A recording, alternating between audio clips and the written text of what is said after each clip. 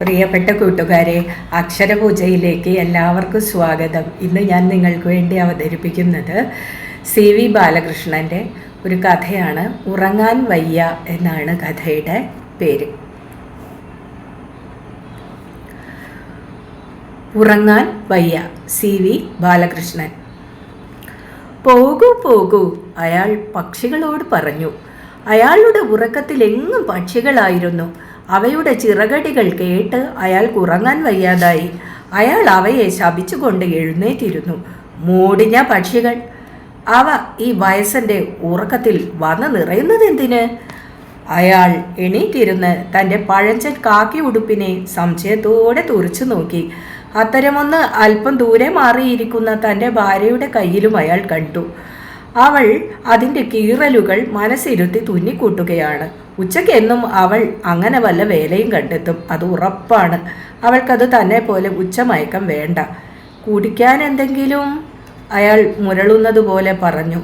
സ്ത്രീ ഉടുപ്പ് അവിടെ തന്നെ ഇട്ട് മരപ്പലകകൾ കൊണ്ട് വേർതിരിച്ച അടുക്കളയിലേക്കു ചെന്നു. അടുപ്പിനു മീതെ മൺകലത്തിൽ ചുക്കുവെള്ളം കരുതി വെച്ചിട്ടുണ്ട്. കിഴവന് ഉണർന്നു കഴിഞ്ഞാൽ ഉടൻ എന്തെങ്കിലും കുടിക്കണമെന്ന് നിർബന്ധമാണ്. കാപ്പി തന്നെ വേണമെന്നില്ല, എന്തെങ്കിലും മതി. അത് പക്ഷെ ചൂടുള്ളതായിരിക്കണം. നാശം, എന്തൊരു ചൂട്! അയാൾ ഗ്ലാസ് തറയിൽ വെച്ചു. വീണ്ടും ഉടുപ്പെടുത്ത് സ്ത്രീ തുന്നാനിരുന്നു. വെള്ളത്തിന് ചൂട് ഇത്തിരി അധികമാണെന്ന് തോന്നുന്നു. ഉവ്, അതിനെന്താ, പതുക്കെ കുടിച്ചാൽ മതിയെന്ന് വെക്കണം. തിരക്കിട്ട് എങ്ങും പോകാനൊന്നുമില്ലല്ലോ. എന്തു ചെയ്താലും അതിലൊക്കെ കുറ്റം കാണുകയെന്നത് ഒരു ശീലം തന്നെയായി മാറിയിരിക്കുന്നു കിഴവന്. നാവിൻ തുമ്പിൽ ശകാരവും ശാപവും മാത്രം. സ്ത്രീ മുഖം തെല്ലുയർത്തി. കിഴവൻ ഗ്ലാസ് എടുത്ത് ഊതിയാറ്റുകയാണ്. കണ്ണുകൾ കയറ്റുകട്ടിലിനപ്പുറം ചാരി വെച്ച തോക്കിനു നേരെ. ഇന്നു മഴ പെയ്യുമെന്ന് തോന്നുന്നില്ല. വെടിക്കു പോകണം. കാട്ടിനുള്ളിലെ നീരൊഴുക്കിൻ്റെ കരയിൽ ഏരണ്ടകൾ കാണും. വെടിയിറച്ചി കൊണ്ടുവന്നിട്ട് ദിവസം കുറേയായി. പുറത്ത് കൂട്ടിൽ കോഴികളുണ്ട്. അവയെ തിന്നാൻ കൊള്ളില്ല. വെറുതെ ചവച്ചിറക്കാം, അത്ര തന്നെ. ഒരു സ്വാദുമില്ല. എന്നാൽ എരണ്ടയുടെ ഇറച്ചി ഓർക്കുമ്പോൾ നാവിൽ വെള്ളമൂറുന്നു. അവൾ അത് ഒന്നാന്തരമായി പാകപ്പെടുത്തുകയും ചെയ്യും. പക്ഷേ ഒരു കഷ്ണം പോലും തൊടില്ല. ഇത്രയേറെ കൊല്ലം തൻ്റെ കൂടെ കഴിഞ്ഞിട്ടും ഈ ഒരു പിടിവാശിയിൽ അവൾ ഉറച്ചു നിൽക്കുന്നു. എന്നാൽ ഇറച്ചി വായിലിട്ട് രുചിച്ചു നോക്കാതെ പാത്രത്തിൽ നിന്നും ഉയരുന്ന ആവി മണത്ത് ഉപ്പും എരിവുമൊക്കെ കണിശമായി നിശ്ചയിക്കാനുള്ള കഴിവ് സമ്മതിച്ചു കൊടുത്തേ പറ്റൂ. അക്കാര്യത്തിൽ ഒരിക്കലെങ്കിലും അവൾക്ക് പിഴച്ചതായി ഓർക്കുന്നില്ല. ഇന്ന് എരണ്ടകളെ കിട്ടിയാൽ പകുതി പൊരിച്ചെടുക്കാൻ പറയണം. സ്ത്രീ എണീറ്റ് തെക്ക് വനത്തിനു നേരെയുള്ള മുറിയിലേക്കു നടന്നു. തുന്നി തീർന്ന ഉടുപ്പ് കയറ്റുകട്ടിലിനു മീതെയുള്ള അയലിലിട്ടു. ഒന്നും കാണാനായിട്ടല്ലെങ്കിലും ചലകപ്പാളികൾ തള്ളി തുറന്നു. വെളിയിലെങ്ങും പച്ച നിറമാണ്, ഇരുണ്ട പച്ച.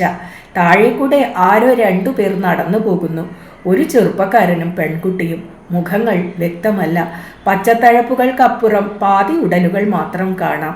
പെൺകുട്ടിയുടെ മേൽവസ്ത്രം വെളുത്തതാണ്, അവൻ്റേതും വെളുത്തതാണ്. വഴിയിൽ അവരുടെ കുസൃതി മുറ്റിയ നീക്കങ്ങൾ.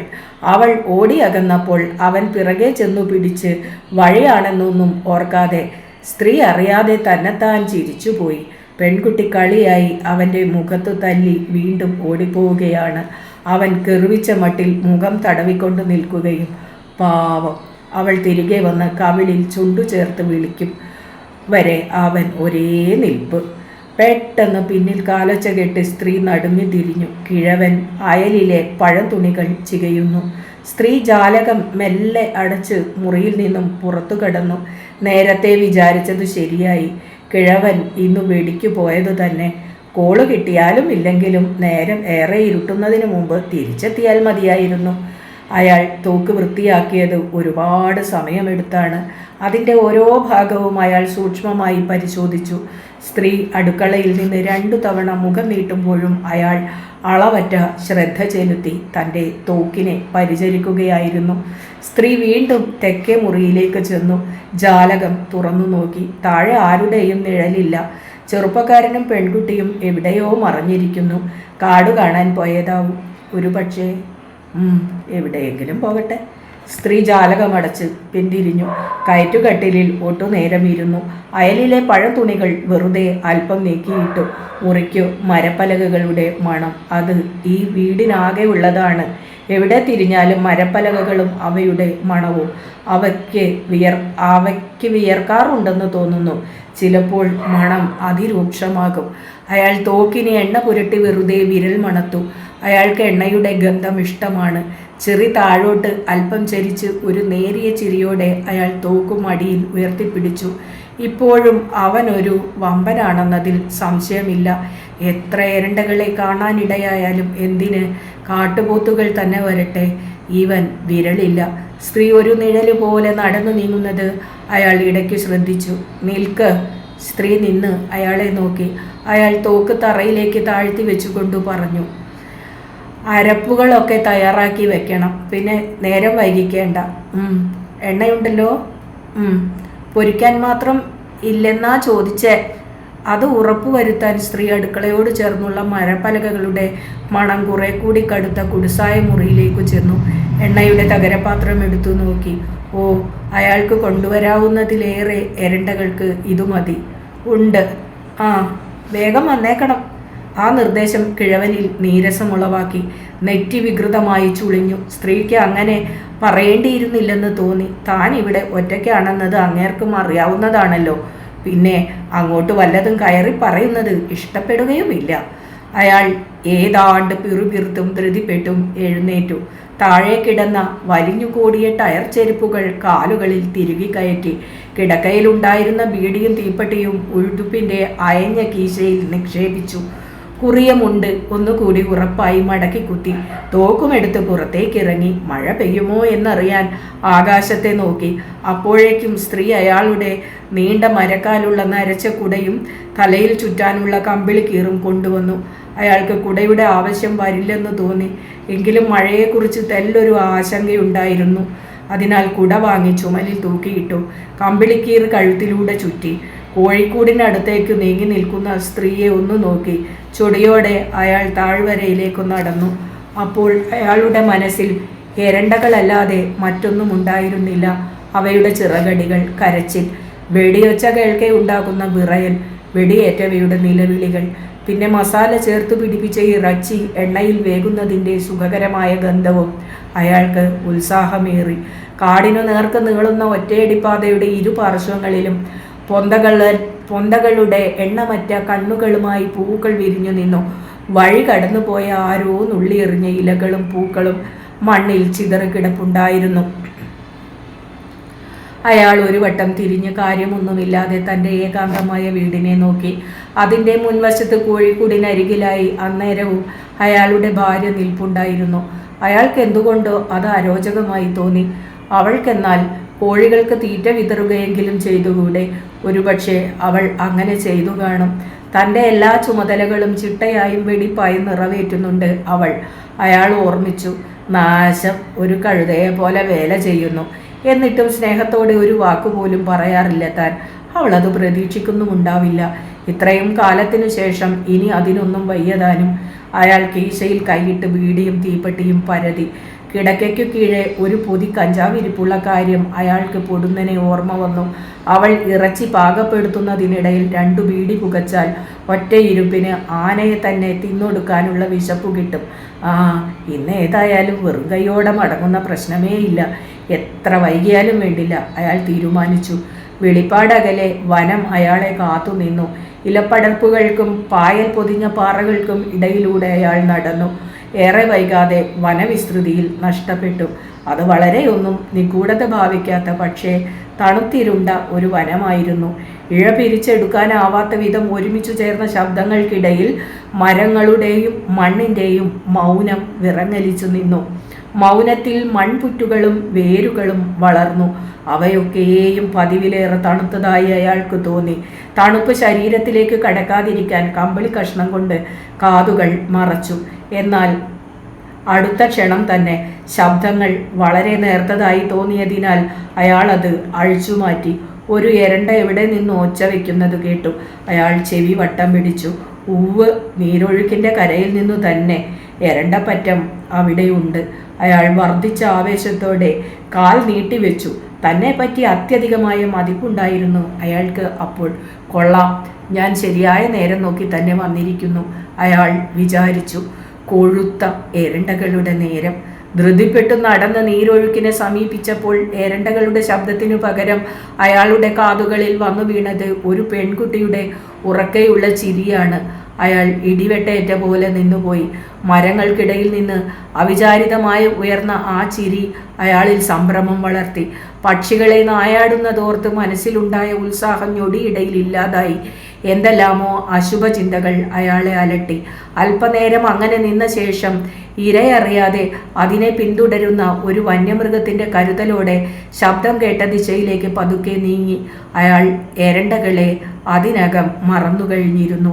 എരണ്ടകളെ പാടെ മറന്ന് മരങ്ങൾക്കും പൊന്തകൾക്കുമിടയിൽ പതുങ്ങി അയാൾ ഇലകൾക്കിടയിലൂടെ കണ്ണുപായിച്ചു. അവിടെ നീരൊഴുക്കിൽ തുടിച്ചു പിടഞ്ഞുകൊണ്ടിരിക്കുന്ന പെൺകുട്ടി ഒരു കല്ലിൽ തപസ്സിലെന്നോണം കണ്ണടച്ചിരിക്കുന്ന ചെറുപ്പക്കാരൻ്റെ നേർക്ക് ഇരു കൈകൾ കൊണ്ടും വെള്ളം കോരി ഒഴിച്ച് ഉറക്കെ ചിരിക്കുകയായിരുന്നു. അവരുടെ വസ്ത്രങ്ങളും ഒരു തുണിസഞ്ചിയും ഏറെ അകലെയല്ലാതെ വേറൊരു കല്ലിൽ കാണാമായിരുന്നു. ഏറെക്കുറെ നഗ്നമായിരുന്നു അവരുടെ ഉടലുകൾ. സ്വാമി, പെൺകുട്ടി വിളിച്ചു. ചെറുപ്പക്കാരൻ ധ്യാനത്തിൽ നിന്നുണർന്നു. മണുങ്ങൂസേ, മെഡിറ്റേഷൻ എന്ന് വെച്ചാൽ നിന്റെ പിള്ളേരുകളിയല്ല കേട്ടോ. ഓ പിന്നെ, നീ പോടി, അവൻ പറഞ്ഞു. എന്നിട്ട് കല്ലിനു മുകളിൽ എണീറ്റു നിന്ന് ലഘുവായ വ്യായാമമുറകൾ ആരംഭിച്ചു. പെൺകുട്ടി പിന്നെയും വെള്ളം ചിതറിപ്പിച്ച് അവനെ ശുണ്ടി പിടിപ്പിക്കാനുള്ള ശ്രമം തുടർന്നു. അവനാകട്ടെ അതൊന്നും ശ്രദ്ധിക്കാതെ അത്യന്തം ഗൗരവത്തിൽ കുനിയുകയും നിവരുകയും കൈകൾ വീശുകയും മറ്റും ചെയ്തുകൊണ്ടിരുന്നു. അവൾ പരാജയം സമ്മതിച്ച് നാവും വലതു കൈയും നീട്ടി അവനെ പരിഹസിക്കുന്ന ഒരു ശബ്ദമുണ്ടാക്കി. തന്നിലേക്ക് മടങ്ങി കൈകൾ വെള്ളത്തിലൂന്നി മലർന്നു കിടന്ന് കാലിട്ടടിച്ചു. ചെറുപ്പക്കാരൻ്റെ ഏകാഗ്രത അധിക നേരം നീണ്ടു നിന്നില്ല. തീർത്തും യാന്ത്രികമായി വ്യായാമം തുടരുന്നതിനിടയിൽ അവൻ പെൺകുട്ടിയുടെ നനഞ്ഞു തിളങ്ങുന്ന ഉടലിനെ നോക്കി. അഴിഞ്ഞു ചിതറിയ മുടിയും വശ്യമായ മുഖവും ചെറിയ മുലകളും വെള്ളത്തിനു മീതെ ഉയർന്നു വന്നുകൊണ്ടിരുന്ന പാദസരങ്ങളും അവൻ സാകൂതം കണ്ടു. അവൻ മാത്രമല്ല, അയാളുടെ ദേഹം വിറയ്ക്കുന്നുണ്ടായിരുന്നു. ചെറുപ്പക്കാരൻ ആവേശത്തോടെ കല്ലിൽ നിന്നും നീരൊഴുക്കിലേക്കു ചാടി. പെൺകുട്ടിയുടെ വളരെ അടുത്ത് കൈ രണ്ടും എളിയിൽ കുത്തി ചെറ്റിട അവളെ നോക്കി. കുസൃതി കലർന്നൊരു ചോദ്യഭാവത്തിൽ അവൾ തിരിച്ചു. അപ്പോഴും അവർ അലസമായി ജലത്തെ തല്ലി നോവിച്ചുകൊണ്ടിരുന്നു. അവൻ കുനിഞ്ഞ് അതേ നിലയിൽ അവളെ ഉയർത്തി കരയിലേക്ക് നടന്നു. അവൾ കപടമായൊരു വെപ്രാളത്തിൽ പിടഞ്ഞുകൊണ്ട് അവൻ്റെ മുഖത്തിനു നേരെ കൈവീശുകയും ചുമലിൽ മെല്ലെ കടിക്കുകയും ചെയ്തു. പക്ഷേ കരയിലെ പുൽക്കൂട്ടത്തിൽ അതീവ ശ്രദ്ധയോടെ അവൻ കിടത്തുമ്പോൾ അവൾ കണ്ണടച്ചു ചിരിക്കുകയായിരുന്നു. അവളുടെ മുഖത്തേക്ക് ഉറ്റുനോക്കിക്കൊണ്ട് അവൻ തൊട്ടടുത്തിരുന്നു. അവൻ്റെ ഇനിയത്തെ നീക്കമെന്തെന്നറിയാൻ കണ്ണുകൾ പാതി തുറന്ന് അവൾ ഉപായത്തിൽ പിടഞ്ഞു മാറാൻ തുടങ്ങിയപ്പോൾ അവൻ അവളുടെ ഇരു ചുമലിലും മുറുകെ പിടിച്ചു. പിന്നീട് അവളുടെ നനഞ്ഞ മാറിടത്തിലേക്ക് അതിവേഗം മുഖം കുനിച്ചു. അവൾ തല പുല്ലിൽ ഇരുവശത്തേക്കും ചരിച്ച് നിയന്ത്രണം വിട്ടു ചിരിച്ചു, അവൻ്റെ ചുണ്ടുകൾ തടസ്സപ്പെടുത്തുവോളം. അപ്പോൾ വൃദ്ധൻ തൻ്റെ മറവിടത്തിൽ നിന്നും കടുത്ത അന്തക്ഷോഭത്തോടെ എണീറ്റു. നീരസവും പകയും അയാളുടെ മുഖത്ത് കത്തി നിന്നു. കണ്ണുകൾ ഇടുങ്ങുകയും അവയുടെ ഉൾവശം താനേ ചുവക്കുകയും ചെയ്തു. അരിശം വന്ന് തോക്കു നീട്ടി വീശിക്കൊണ്ട് അയാൾ നടന്നു. നടക്കുന്നതിനിടയിൽ 2-3 തവണ അയാൾ വേച്ചു വീഴാൻ പോയി. ദേഹത്തിന് അതിയായ തളർച്ച അനുഭവപ്പെട്ടു. എനിക്ക് വയസ്സായി, അയാൾ വിചാരിച്ചു. ഞാൻ മരിക്കാറായി. ലോകത്തോട് മുഴുവനും അയാൾക്ക് വിദ്വേഷം തോന്നി. തോക്കുയർത്തി ഒരു ലക്ഷ്യവുമില്ലാതെ നിറയൊഴിച്ചാൽ എന്തെന്നായി അയാളുടെ ചിന്ത. അതിൻ്റെ മുഴക്കം നീരൊഴുക്കിൻ്റെ കരയിലുള്ളവരെ നടുക്കാതിരിക്കില്ല. വേണമെങ്കിൽ അവിടെ നിന്നുകൊണ്ട് ഉന്നം പിഴയ്ക്കാതെ 2 പേരെയും. അല്ലെങ്കിൽ എന്തിനായിട്ട്? അയാൾ വനത്തിൽ നിന്ന് പുറത്തു കടന്ന് കിതച്ചും കൊണ്ട് വീടിനു നേർക്കു നടന്നു. സന്ധ്യയ്ക്ക് മുമ്പ് തന്നെ മഴ പെയ്യുമെന്ന് അയാൾ ഉറപ്പിച്ചു. മഴ പെയ്യും. എരണ്ടകൾ യഥേഷ്ടം പറന്നു നടക്കും. കാട് നനഞ്ഞു നിൽക്കും. നീരൊഴുക്കിന് ഇനിയും കനം വയ്ക്കും. എല്ലാ അടയാളങ്ങളും മാഞ്ഞു പോകും. മഴ പെയ്തുകൊണ്ടിരിക്കും. അടുക്കളയിൽ തനിച്ചിരുന്ന് ഒട്ടും താല്പര്യമില്ലാത്ത അരപ്പുകൾ ഒരുക്കുകയായിരുന്നു സ്ത്രീ. എന്തോ ഒച്ച കേട്ടുവെന്ന് തോന്നി. എത്തി നോക്കുമ്പോൾ അയാൾ കയറ്റുകട്ടിലിൽ ലോകത്തോടാകെ കിറുവിച്ചിരിപ്പായിരുന്നു. താൻ കണക്ക് കൂട്ടിയതിലും വളരെ മുമ്പേ അയാൾ വന്നു എന്നത് സ്ത്രീയെ സന്തോഷിപ്പിച്ചു. എന്താണ് വേട്ടയാടിക്കൊണ്ടുവന്നതെന്നറിയാൻ അയാളുടെ കാൽ കീഴിലും വാതിൽക്കലും കണ്ണോടിച്ചു. പക്ഷേ ഒന്നും കണ്ടില്ല. എന്തു പറ്റിയെന്ന് ഓർത്തു നിന്നു. അപ്പോഴാണ് കാട്ടിൽ നിന്ന് വെടിയൊച്ചയൊന്നും കേൾക്കുകയുണ്ടായില്ലെന്ന് അവരോർമ്മിച്ചത്. കുറച്ചുകൂടി അടുത്തേക്കു ചെന്ന് ചോദിച്ചു, എന്തേ? അയാൾ ക്രുദ്ധനായി മുരണ്ടു. ഒന്നുമില്ല. സ്ത്രീ അരപ്പ് പുരണ്ട തൻ്റെ കയ്യിലേക്ക് നോക്കി എന്തു ചെയ്യണമെന്നു നിശ്ചയമില്ലാതെ പിന്തിരിയാൻ തുടങ്ങി. അയാൾ എണീറ്റു. എന്തോ തീരുമാനിച്ചെന്നോണം വെളിയിലേക്കു നടന്നു. സ്ത്രീ ആശങ്കയോടെ അയാളെ പിന്തുടർന്ന് വാതിൽക്കലോളം ചെന്നു. അയാൾ കൂട് തുറന്ന് ഒരു കോഴിയെ ചിറകു തൂക്കി പുറത്തെടുത്തു. കരച്ചിൽ ഒഴുകി വന്നുകൊണ്ടിരുന്ന നനുത്ത കഴുത്ത് തൻ്റെ ഇടതു കൈത്തണ്ടയിൽ ആഞ്ഞടിച്ച് അയാൾ അതിനെ അനായാസമായി കൊന്നു. പിന്നീട് തറയിൽ കുനിഞ്ഞിരുന്ന് മറ്റു കോഴികളെല്ലാം പകച്ചു വിളറി നോക്കി നിൽക്കെ ആരോടോ പകപോക്കുന്ന വീറോടെ അയാൾ കഴുത്തൊടിഞ്ഞു തൂങ്ങിയ കോഴിയുടെ തൂവലുകൾ പിഴുതെടുക്കുകയായി. വേറെ എന്തോ ഓർത്തുകൊണ്ട് ഒട്ടും മയമില്ലാതെ സ്ത്രീ ഒരു നെടുവീർപ്പോടെ തിരിഞ്ഞു നടന്നു. അവരുടെ മനസ്സിൽ ഇരുണ്ട നിഴലുകൾ വീണിരുന്നു. അടുക്കളയിൽ തനിക്ക് ചെയ്തു തീർക്കാനുള്ള ജോലികളിലേക്ക് അവൾ തിരിച്ചുപോയി. പക്ഷേ മനസ്സിൽ കാറ്റുവീശി നിഴലുകൾ ഇളകിക്കൊണ്ടിരുന്നു. അയാൾ കോഴിയെ മുഖത്തിന് നേരെ ഉയർത്തി സശ്രദ്ധം തിരിച്ചും മറിച്ചും നോക്കി. അത് വെടുപ്പായി കഴിഞ്ഞിരിക്കുന്നു. അയാൾ അതിനെ തൂക്കിപ്പിടിച്ച് അടുക്കളയിലേക്ക് നടന്നു. ഇറച്ചി നുറുക്കുക വരെ അയാൾ ചെയ്യേണ്ടിയിരുന്നു. അതിനു മുമ്പ് കോഴിയുടെ പുറംതൊലിയാകെ കരിച്ചെടുക്കണം. അയാൾ അടുപ്പിൽ തീ കൂട്ടി ആളുന്ന തീയിലേക്ക് കോഴിയെ നീട്ടിക്കാണിച്ചു. കോഴി വേറെ പോംവഴിയില്ലാതെ തീക്ക് മുകളിൽ ഉയർന്നു നിന്നു. സ്ത്രീ വെറുപ്പോടെ മുഖം തിരിച്ചു. അയാൾ കോഴിയെ ഒരു കാലിൽ പിടിച്ച് കുത്തനെ നിർത്തി. അതിൻ്റെ ശിരസ് തീയിൽ മുങ്ങി. സ്ത്രീ തൻ്റെ മുന്നിലെ അരകല്ലിൽ കണ്ണു നട്ടിരുന്നു. അതിൻ്റെ ശബ്ദം മുഴങ്ങി. കോഴി കനമേറിയ ഒരു മരക്കഷ്ണത്തിനു മീതെ രണ്ടു പരുക്കൻ കൈകളുടെ സ്പർശത്തിൽ കണ്ണടച്ചു കിടന്നു. അയാൾ കാലുകളിൽ പിടിച്ച് ഉടൽ നെറുകെ പിളർന്നപ്പോഴും അത് കണ്ണു തുറന്നില്ല. മൂർച്ചയേറിയ ഒരു ചലിച്ചു തുടങ്ങിയപ്പോഴും അത് ഉണർന്നില്ല. മരകഷ്ണത്തിനു മീതെ ഉടൽ പരിത്യജിച്ച് ഒരു വിശുദ്ധ ഗന്ധമായി അത് അയാളിലേക്ക് വഴി തേടി. ഇറച്ചി നുറുക്കുമ്പോൾ ഉയരുന്ന ഗന്ധം അയാളെ ലഹരി പിടിപ്പിക്കാറുണ്ടായിരുന്നു. പക്ഷെ ഇന്നെന്തോ ഒരു ചടങ്ങ് നിറവേറ്റും മട്ടിലാണ് അയാളുടെ ഓരോ നീക്കവും. ഇടയ്ക്കിടെ അയാളെ ശ്രദ്ധിച്ചു കൊണ്ടിരുന്ന സ്ത്രീക്ക് അതറിയാനും കഴിഞ്ഞു. അതേ തുടർന്ന് അവരുടെ മനസ്സിലെ നിഴലുകൾ കുറെ കൂടി ഇരുളുകയും അവയുടെ നേർക്ക് വീശിക്കൊണ്ടിരുന്ന കാറ്റ് കുറെ കൂടി ശക്തമാവുകയും ചെയ്തു. മുളകിൻ്റെ എരിവ് ശ്വാസത്തിൽ തട്ടി അവർ ചുമയ്ക്കാൻ തുടങ്ങി. മഴക്കാർ താണു തൂങ്ങി. സന്ധ്യ ആകപ്പാടെ ഇരുണ്ടിരുന്നു. കിഴവൻ അടുക്കളയിൽ നിന്നും പിൻവാങ്ങി തൻ്റെ കയറ്റുകട്ടിലിൽ ചടഞ്ഞിരുന്ന് ആഗ്രഹപൂർവ്വം കഞ്ചാവ് പൊതി അഴിച്ചു. കൊള്ളാം, അത് മണപ്പിച്ച് അയാൾ സ്വയം പറഞ്ഞു. ഒന്നാന്തര സാധനം തന്നെ. അതിൽ നിന്ന് കുറച്ചെടുത്ത് ഇടതു കൈവെള്ളയിലിട്ട് ശക്തിയായി ഞരടി വളരെ സാവകാശത്തിൽ 3 ബീഡികൾ സജ്ജമാക്കി. അവശേഷിച്ച കഞ്ചാവ് പൊതിഞ്ഞ് കിടക്കയ്ക്കടിയിൽ ഭദ്രമായി തിരുകി വെച്ച് പുറത്തു പെയ്തു തുടങ്ങിയ മഴയെ നോക്കിക്കൊണ്ട് അയാൾ ഒരു ബീഡിക്ക് കൂടി തീ പിടിപ്പിച്ചു. കട്ടിയുള്ള നീലപ്പുക അയാളുടെ ഉള്ളിൽ പായിച്ച് മുകളിലോട്ട് വളർന്നു. തീ തള്ളി നീക്കി നിവർന്ന് സ്ത്രീ അടുക്കള ജാലകത്തിലൂടെ മഴ കണ്ടു. അയാൾക്കു മീതെ പുക വളർന്നു. സ്ത്രീ എന്തോ ഓർത്തു നിന്നു. മഴ വാതിലിനു നേരെ വീശി. അയാൾ ചെന്ന് വാതിലടച്ചു. സ്ത്രീ പതിഞ്ഞ ശബ്ദത്തിൽ ഏതോ പഴങ്കഥ പറയാൻ തുടങ്ങി ഇരുന്നു. ഒരു വിറകുചീളെടുത്ത് വെറുതെ ഉറ്റുനോക്കി. അതെ, പണ്ട് എവിടെയോ. അയാൾ വീണ്ടും വനത്തിലൂടെ നടന്നുപോയി. വനമധ്യത്തിലുള്ള നീർച്ചാലിൻ്റെ കരയിലെ പുൽപ്പരപ്പിൽ 2 തിളങ്ങുന്ന ഉടലുകൾ ഒരുമിക്കുന്നത് അയാൾ യാദൃച്ഛികമായി കണ്ടെത്തി. ഇലകളുടെയും ചില്ലകളുടെയും കെട്ടുപിണഞ്ഞ വള്ളികളുടെയും മറവിൽ നിന്ന് അയാൾ അവരുടെ അടുത്തേക്ക് ചെന്നു. ചെറുപ്പക്കാരൻ പെൺകുട്ടിയുടെ ചുണ്ടുകളിലും കവിളുകളിലും കണ്ണുകളിലും നെറ്റിയിലും മാറി മാറി ചുംബിച്ചുകൊണ്ടിരുന്നു. കിഴവൻ പതുക്കെ ചെന്ന് തെല്ല് സംശയിച്ചുകൊണ്ട് അവൻ്റെ നനഞ്ഞ ഉടലിൽ തൊട്ടു. അവൻ തിരിഞ്ഞു നോക്കാതെയും മുഖമുയർത്താതെയും തൻ്റെ വലത്തു കൈകൊണ്ട് അയാളെ ശക്തിയായി തള്ളി. അയാൾ ഒട്ടുദൂരെ പുല്ലിൽ മലർന്നടിച്ചു വീണു. കിതച്ചുകൊണ്ട് എണീറ്റിരുന്ന് അവരെ നോക്കി. പിന്നെ ഭീതിയോടെ മുടന്തി നടന്നു. എത്ര നേരം നടന്നിട്ടും വനത്തിൽ നിന്ന് പുറത്തു കടക്കാൻ അയാൾക്കു സാധിച്ചില്ല. പുറത്തേക്കുള്ള വഴി അയാൾ മറന്നിരുന്നു. വഴി അറിയാതെ ഇരുണ്ട മരങ്ങൾക്കിടയിലൂടെ അയാൾ ഉഴറി നടന്നു. കാട്ടുപക്ഷികളുടെ ചിറകടികൾ കേൾക്കാമായിരുന്നു. അയാൾ ആഴമേറിയൊരു മയക്കത്തിൽ നിന്ന് വാതിലിൽ ആരോ തട്ടിയെന്നു തോന്നി കണ്ണു തുറന്നു. കാറ്റ് വന്നടിച്ചതാവുമെന്നു കരുതി വീണ്ടും കണ്ണടച്ചു. എന്നാൽ അതു പിന്നെയും ഉണ്ടായി. ആരോ തികഞ്ഞ അക്ഷമ വെളിവാക്കി വാതിലിൽ തട്ടുകയായിരുന്നു. അയാൾ അതിശയപ്പെട്ടുകൊണ്ട് എഴുന്നേറ്റു. മുറിയിൽ വെളിച്ചം നന്നേ കുറഞ്ഞിരുന്നു. അയാൾ ഇടറി നടന്ന് വാതിലിനടുത്തെത്തി. പുറത്തുണ്ടായിരുന്നത് അവരായിരുന്നു. വനത്തിൽ അയാൾ കണ്ട ചെറുപ്പക്കാരനും പെൺകുട്ടിയും മഴയിൽ നിന്ന് ഓടിക്കയറി വാതിലിൻ്റെ അരികു ചേർന്ന് നനഞ്ഞു വിറച്ചുകൊണ്ട് നിൽക്കുകയായിരുന്നു അവർ.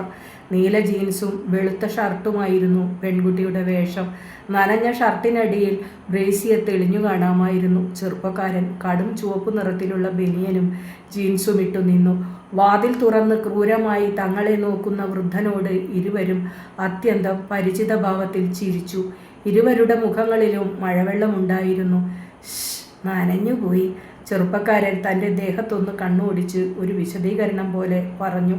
പെൺകുട്ടി ചുമലിൽ തൂങ്ങിക്കിടന്ന സഞ്ചി ഒട്ടുയർത്തി അകത്തേക്ക് നടക്കാൻ ഒരുമ്പെട്ടു. പക്ഷേ അയാൾ വാതിൽ ചേർത്തടച്ചു കളഞ്ഞു.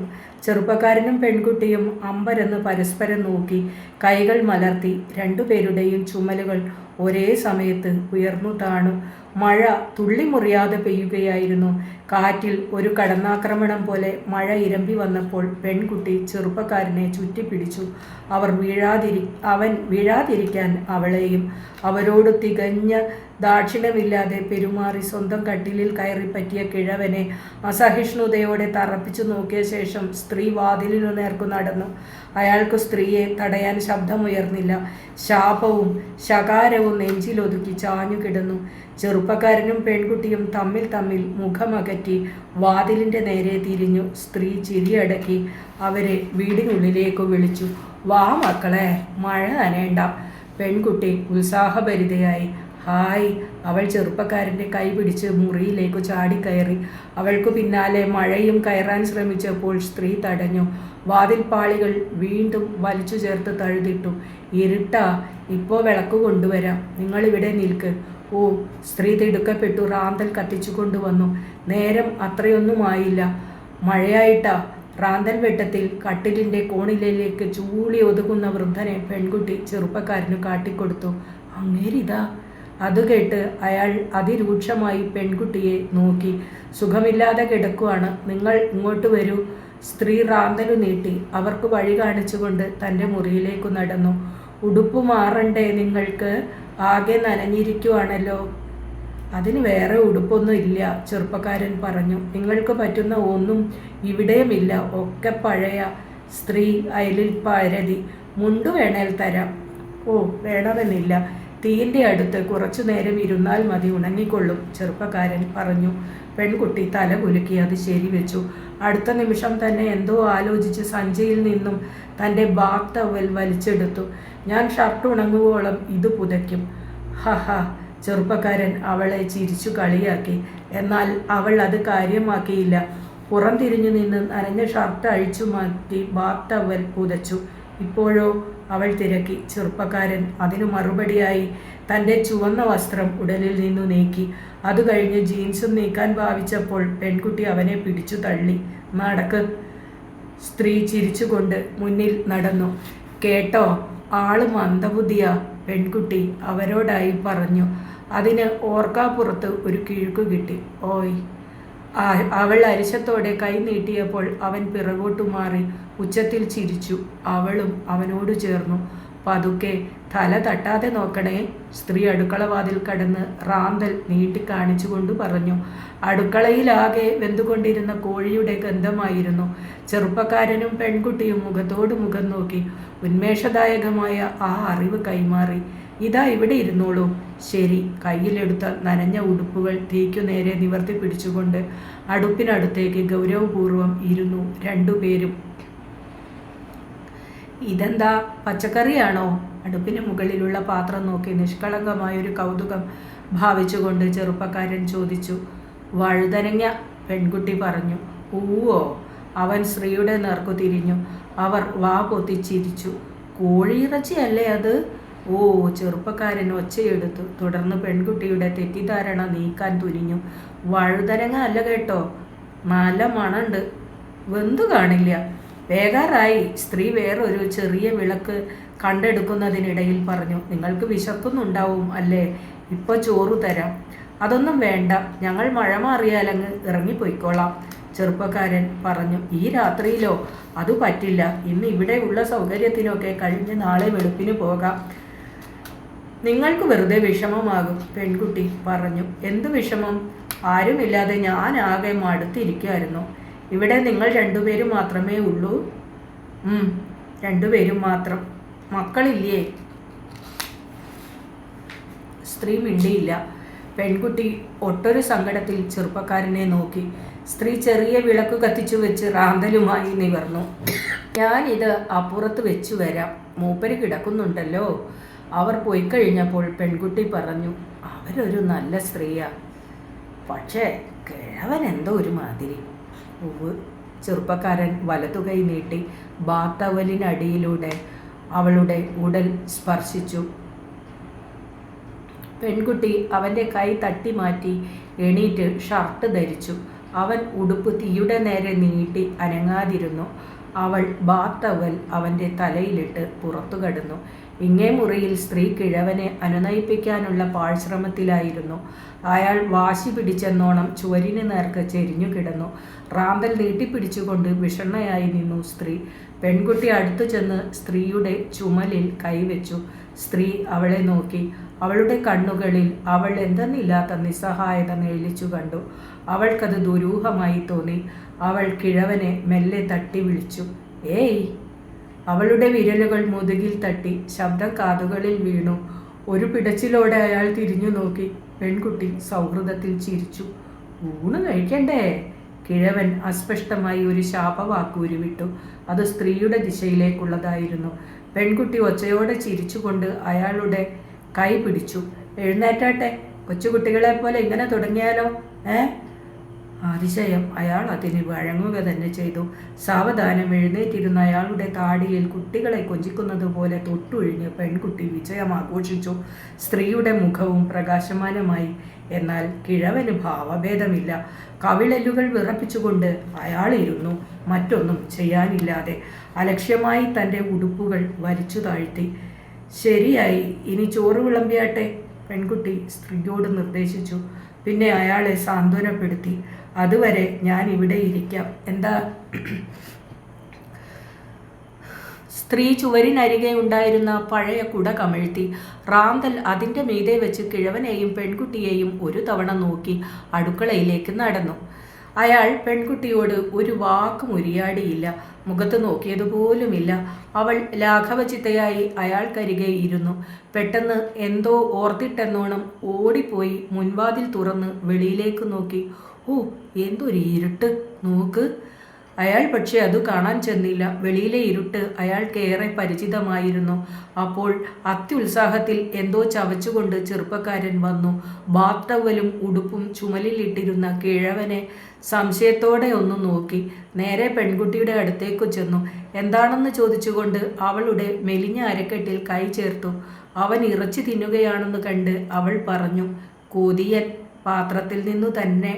അവൾ പറഞ്ഞു തീരും മുമ്പ് വലതു കൈയിൽ കരുതിയിരുന്ന ഇറച്ചിത്തുണ്ട് അവളുടെ വായിൽ തിരുകി. അവൾ ചിരിച്ചു. ഇരുവരും പുറത്തു നിറഞ്ഞ ഇരുട്ടിനെ ഉറ്റുനോക്കി. പിറകിൽ കിഴവൻ മെല്ലെ മുഖമുയർത്തി. ചെറുപ്പക്കാരൻ്റെ കൈ അവളുടെ ഉടലിൽ ചേർന്നിരിക്കുന്നത് കണ്ടു. എന്തൊക്കെ കാണും ഈ ഇരുട്ടിൽ, പെൺകുട്ടി പറഞ്ഞു. ഭൂതം, പ്രേതം, പിശാചുക്കൾ. ചാറ്റൽ മഴ പെയ്തുകൊണ്ടിരുന്ന തണുത്ത കാറ്റുവീശി. എന്തെല്ലാമോ ശബ്ദങ്ങൾ ഉയർന്നു കേട്ടു. പേടിയാകുന്നു, പെൺകുട്ടി പറഞ്ഞു. അത്രയ്ക്ക് പേടിക്കാനൊന്നുമില്ല, കൂടെ ഞാനില്ലേ? ചെറുപ്പക്കാരൻ പെൺകുട്ടിയെ വാരിയെടുത്ത് ഇരുട്ടിലേക്ക് ഇറങ്ങുകയാണ്. അവരെ തടഞ്ഞു നിർത്താനായി അയാൾ തിടുക്കപ്പെട്ടു. പക്ഷേ അവർ വാതിൽക്കൽ തന്നെ നിൽപ്പുണ്ടായിരുന്നു. അയാൾ ഉള്ളാലെ സ്വയം ശപിച്ചുകൊണ്ട് സ്വസ്ഥാനത്തേക്ക് മടങ്ങി. മാറി നിൽക്ക്, വാതിലടയ്ക്കട്ടെ, പെൺകുട്ടി പറഞ്ഞു. ഞാനത് പറയാൻ തുടങ്ങുകയായിരുന്നു. ചെറുപ്പക്കാരൻ തിരിഞ്ഞു നിന്നു. കയറ്റുകട്ടിലിനരികെ ചുവരിൽ ചാരി വെച്ചിരുന്ന തോക്ക് അവൻ്റെ കണ്ണിൽപ്പെട്ടത് ആ സമയത്താണ്. ഇത് കണ്ടോ നീ?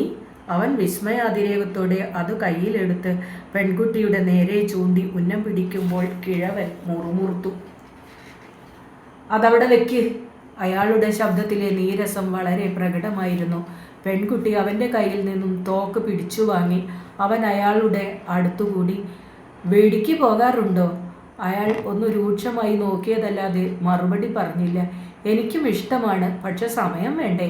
അവൻ്റെ വീമ്പു പറച്ചിൽ കേട്ട് കിഴിച്ചുണ്ടു മലർത്തി കാണിച്ചുകൊണ്ട് പെൺകുട്ടി അടുക്കളയിലേക്ക് പോയി. അവൻ തൻ്റെ ഗൗരവം വിടാതെ കട്ടിലിലൂടെ കൈ നീട്ടി ഒരു തടിയൻ ബീഡി കയ്യിൽ തടഞ്ഞു. അതിൻ്റെ വലിപ്പം അവനെ അതിശയം കൊള്ളിച്ചു. മറ്റവനല്ലേ? അവൻ ഒച്ചയടക്കി ചോദിച്ചു. അയാൾ തെളിഞ്ഞില്ല. മഴ പെയ്യുമ്പോൾ ഇത്രയും നല്ലൊരു കൂട്ട് വേറെ കിട്ടില്ല. എങ്ങനെ, കൊള്ളാമോ? അവനത് ഉടുപ്പിൻ്റെ പോക്കറ്റിൽ നിക്ഷേപിച്ചു. വലിക്കുന്നത് അവൾ കാണാതെ വേണം. ചോറ് തിന്നിട്ടാവട്ടെ. തനിയെ കട്ടിലിൽ ഇരുന്നു തന്നെ കിഴവൻ തൻ്റെ അത്താഴം കഴിച്ചു. പെൺകുട്ടിയും ചെറുപ്പക്കാരനും താഴെ റാന്തലിനടുത്തായി ഇരുന്നു. സ്ത്രീ തെല്ലകലെയും. ചെറുപ്പക്കാരന് ഭക്ഷണത്തിനിടയിലും അടങ്ങിയിരിക്കാനായില്ല.